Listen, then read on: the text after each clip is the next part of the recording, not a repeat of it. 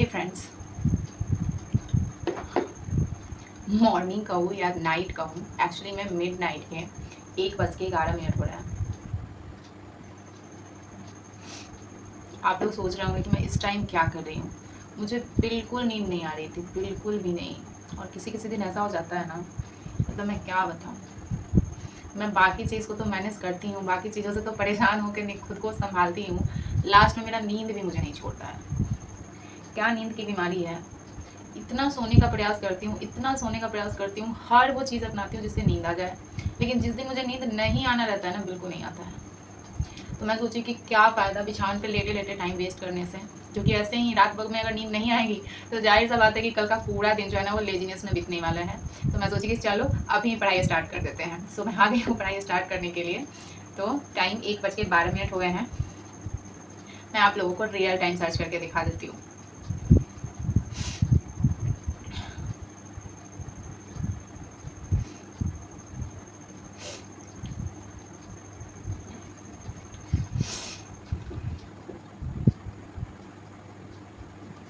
ये फ़ोन भी ना बहुत स्लो हो गया है फ्रेंड्स, इसको मुझे रीसेट करना है।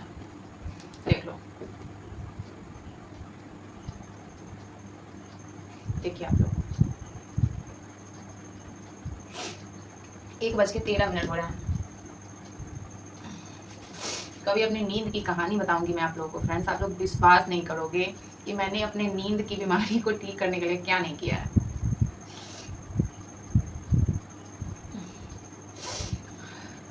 और ऐसा नहीं है कि अब भी ये स्टार्ट हुआ है, पिछले 5-6 ईयर से मुझे ये नींद की बीमारी है, जो कि ठंडा में लगभग ठीक रहता है। ठंडा में मुझे बिछावन पे जाते लगभग नींद आ जाती है।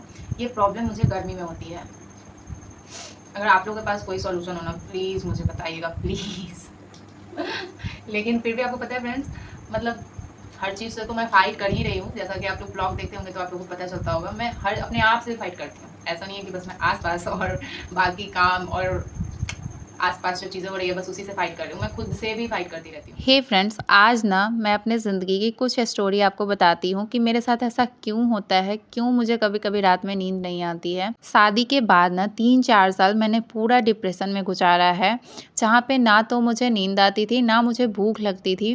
पूरा-पूरा दिन मैं भूखे रह जाती थी। दिन में किसी टाइम एक टाइम ज़बरदस्ती खा लिया, क्योंकि जब मतलब भूख एक ऐसी चीज़ है ना कि आपको खाने का मन भी नहीं करता है, और जब आप नहीं खाते ना तो आपका मन भी बहुत ज़्यादा विचलित होता है। पूरी रात मैं नहीं सोती थी, मतलब पूरा रात मेरा आँख खुला का खुला रह जाता था, मुझे अपना आँख बंद करने का मन ही नहीं करता था। इस तरीके का मैंने डिप्रेशन गुज़ारा है, जहाँ पे मुझे लगता था कि अब मेरी ज़िंदगी में कुछ नहीं बचा है। और ऐसा लगता था ना फ्रेंड्स, आप विश्वास नहीं करेंगे कि इस मंथ तो मैं घर पे हूँ, लेकिन नेक्स्ट मंथ मैं किसी मेंटल हॉस्पिटल में एडमिट हो जाऊँगी। ऐसा फीलिंग मुझे हमेशा रहता था, और उस पूरे डिप्रेशन को ना मैंने अकेले झेला है। ऐसा नहीं है कि उस डिप्रेशन में कोई मेरे साथ था या मुझे कोई समझाने वाला था, ऐसा बिल्कुल भी नहीं है। पूरा डिप्रेशन मैंने अकेले गुज़ारा है, और मैं आज भी याद करती हूँ ना तो मेरा मन अपने आप बहुत ही ज़्यादा इमोशनल हो जाता है। लेकिन जब आप डिप्रेशन में भी होते हैं ना तो आपको एक चीज़ समझ में ज़रूर आता है कि हाँ, आप खुद के साथ बहुत ज़्यादा गलत कर रहे हैं। बाकी चीज़ें तो जो आपके साथ हुई है वो हुई है, लेकिन आप खुद के साथ खुद आप बहुत ज़्यादा गलत कर रहे हैं। आपका मन करता है कि इस चीज़ से बाहर आ जाएँ, लेकिन हम अपने मन के इतने अधीन होते हैं ना, हमारा जो बेसिक नेचर होता है वो हम मन के कंट्रोल में चलना चाहते हैं, हम कभी अपने मन के विरुद्ध नहीं जाना चाहते हैं। तो वो कंट्रोल ही नहीं हो पाता था अपने इमोशंस पे कि नहीं, जो हो गया सो हो गया, चलो इससे बाहर निकल जाते हैं। और इस पूरे डिप्रेशन का ना एक ही वजह था कि मेरा पढ़ाई का अचानक से छूट जाना। मैंने कभी सोचा नहीं था कि मैं पढ़ाई को कभी छोड़ दूँगी, जब तक मुझे मुझे कुछ मैं कर नहीं लूँगी, मुझे कोई मंजिल हासिल नहीं हो जाएगी, मैं कहीं पढ़ाई को छोड़ दूँगी। लेकिन अचानक से पढ़ाई का छूट जाना, क्योंकि मैंने ग्रेजुएशन का लास्ट ईयर का एग्ज़ाम शादी के बाद दिया था, और उसमें मेरा फ़ेल रिज़ल्ट आ गया था। तो मुझे लगता था कि मेरी सारी फ्रेंड ग्रेजुएट हो गई और मैं ग्रेजुएट भी नहीं कहलाऊँगी। उन सब में मैं काफ़ी हमेशा पढ़ाई में आगे रहती थी, और मैं ग्रेजुएट भी नहीं हुई। ये मुझे लगता था कि अब मैं क्या करूँ? बहुत बार ऐसा विचार आता था कि अब यहीं पे अपना लाइफ़ ख़त्म कर लूँ क्या? लेकिन लाइफ़ ख़त्म करने से ना फ्रेंड्स कुछ भी नहीं होता है। फिर हिम्मत करके मैंने नेक्स्ट ईयर एग्ज़ाम दिया, और उस एग्ज़ाम को मैंने मैंने क्लियर भी किया, मैंने अपना ग्रेजुएशन क्लियर कर लिया, लेकिन आगे मैं पढ़ाई कंटिन्यू नहीं कर पाई क्योंकि फिर वासु मेरी लाइफ में आ गया। लेकिन वासु के आ जाने से भी ना फ्रेंड्स, मेरे मन पे कोई ऐसा प्रभाव नहीं हुआ या मेरा मूड ऐसा कुछ भी चेंज नहीं हुआ कि हाँ मैं एकदम घर गृहस्थी में लग गई। फिर भी मैं हमेशा डिप्रेशन में ही रहती थी, हमेशा उदास, कभी हंसने का मन नहीं करता था। लेकिन फिर ना मुझे समझ में आया कि जब तक मैं खुद अपने लाइफ को चेंज करने के लिए कुछ नहीं करूँगी, मेरे लाइफ में कुछ चेंज नहीं होने वाला है, ऐसे ही चलता रहेगा। मुझे कुछ ना कुछ तो करना पड़ेगा। फिर 2021 के लास्ट ईयर में ना बीपीएससी 69वीं का फॉर्म आया था, जिसको मैंने खुद से फ़ोन से फिल कर लिया। और फर्स्ट टाइम मैंने ना मतलब पैसा ट्रांसफ़र करना जो कहते हैं वो नेट बैंकिंग से मैंने फर्स्ट टाइम पैसा ट्रांसफ़र करके और मैंने फॉर्म खुद से फिल करके कुछ ऑनलाइन बुक्स मंगा ली और मैंने पढ़ना वहाँ से स्टार्ट किया। फिर 2022 के शुरुआत में ही फरवरी में लगभग बीएड का फॉर्म आ गया था। फिर मैंने घर में ज़िद करके फॉर्म फिल कर लिया बीएड का, और वहाँ पे जब मैंने बीएड का एंट्रेंस क्लियर किया ना, तो मेरा थोड़ा-सा कॉन्फिडेंस जो है वो बिल्ड हो गया, क्योंकि मेरी बहुत सारी फ्रेंड्स जो 2 बार 3 बार बीएड का एंट्रेंस दे रही थी, उनका नहीं निकल रहा था। लेकिन मेरा एक बार में बिना पढ़े क्लियर हो गया, तो मुझे ऐसा कॉन्फिडेंस आया कि नहीं, ऐसा कुछ भी बिगड़ा नहीं है, अभी भी बहुत कुछ सही हो सकता है, यहाँ से मैं अपनी पढ़ाई रीस्टार्ट कर सकती हूँ। प्रॉब्लम तो बहुत हुई फ्रेंड्स अपना पढ़ाई रीस्टार्ट करने में, लेकिन फिर मैंने स्टार्ट किया। बीएड में एडमिशन ले लिया और जस्ट उसी टाइम में आया कि जो भी एडमिशन ले चुके हैं टीचर ट्रेनिंग में, वो सीटेट का एग्ज़ाम दे सकते हैं। फिर मैंने सीटेट का तुरंत फॉर्म फिल कर लिया। मुझे मुजफ्फरपुर का सीट नहीं मिला, तो मैंने रांची का ही सीट डाल के फॉर्म फिल कर लिया, लेकिन मैंने सीटेट का फॉर्म फिल कर लिया। वहाँ मैंने सीटेट के लिए 1 महीने तैयारी की और सीटेट बहुत ही अच्छे नंबर से मैंने क्लियर कर लिया, और फिर मेरा कॉन्फिडेंस जो है वो और ज़्यादा मतलब थोड़ा-सा हो गया, और धीरे-धीरे मैंने खुद को बहुत सँभाल लिया। अभी मैं बहुत अच्छी हूँ।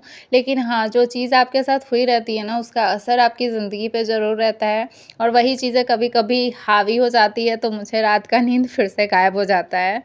और हाँ, मैं नहीं चाहती हूँ कि मैं उस दौर में फिर से जाऊँ, और कभी आप लोगों के साथ अपनी स्टोरी मैंने शेयर नहीं की। लेकिन आज मेरा मन किया, तो मैंने अपनी ज़िंदगी का कुछ हिस्सा आपसे शेयर कर लिया कि हाँ, मतलब इस तरीके से मैंने खुद को मतलब निकाला है वहाँ से। और अब मेरा एक ही फ़ोकस है कि मुझे किसी भी तरह जॉब लेना है। जब तक मैं अपनी लाइफ में जॉब नहीं लूँगी ना, मुझे शांति फ़ील नहीं होगी, और उसी के लिए बीपीएससी तैयारी 4.0 की मैं प्रिपरेशन कर रही हूँ, जिसकी जर्नी मैं आप लोगों के साथ शेयर करती हूँ। यूट्यूब पे आने का एक मकसद ये भी था कि बहुत सारे लोग पढ़ाई छोड़ देते हैं, डिप्रेशन में दिन-रात गुज़ारते हैं, लेकिन वहाँ से निकल नहीं पाते हैं।